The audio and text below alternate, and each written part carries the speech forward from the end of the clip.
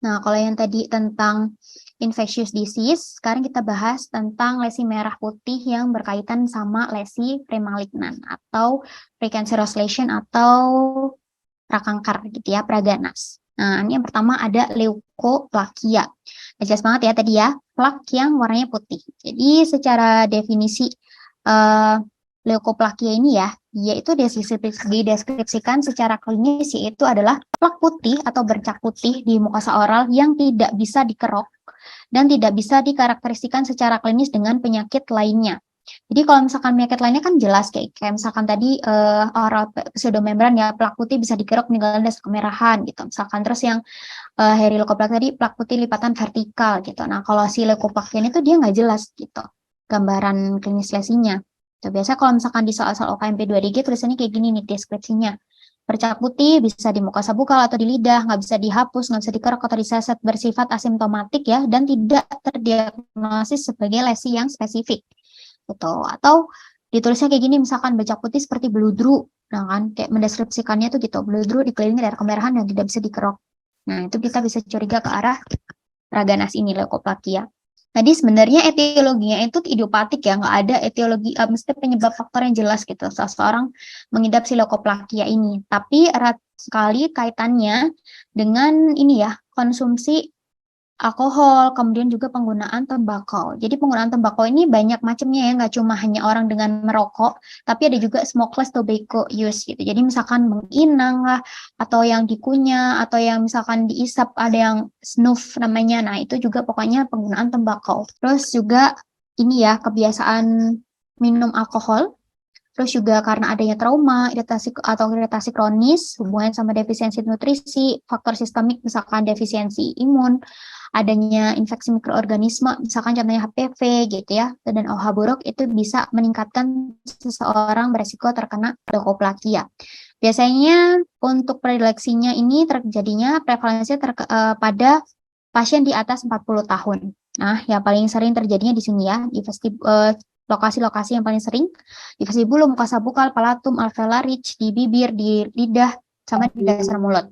Nah, tapi yang high risk, yang bertransformasi jadi ganas, itu yang di dasar mulut. Nah, ini semakin kiri ini semakin banyak resiko yang terjadi. Nah, jadi udah jelas ya, kalau misalkan kita mau mendiagnosis dia sebagai leukoplakia, maka kita memang harus melakukan pemeriksaan histologi untuk cek gitu secara mikroskopis bagaimanakah reaksi jaringan yang terjadi. Nah, ini mostly nantinya akan ditemukan hiperkeratosis, terus displasia, in situ karsinoma, dan squamous cell karsinoma.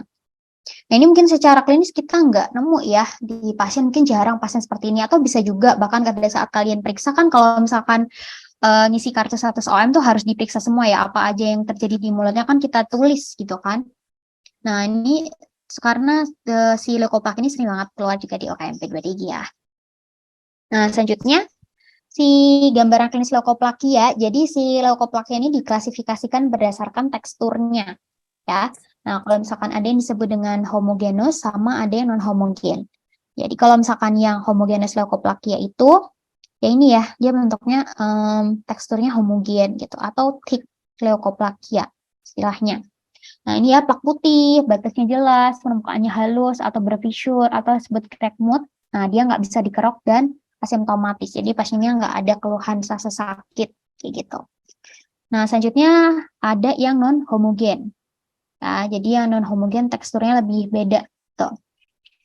Nah, ini ada yang disebut dengan erythroleukoplakia atau speckled leukoplakia. Nah, ini jadi adanya gambaran warna putih, tapi juga dikelilingi dengan area kemerahan atau eritema di sekeliling dari lesinya itu. Jadi, kalau yang si erythroleukoplakia ini udah jelas red white lesion, ya. Tapi kalau yang ini dia white lesion. Nah, selanjutnya juga ada yang teksturnya bentuknya itu granular atau nodular. Nah, ini lesi putih disertai nodul atau granula kasar, warnanya bisa merah ataupun putih. Nah, selanjutnya ada yang disebut dengan verrucous leukoplakia.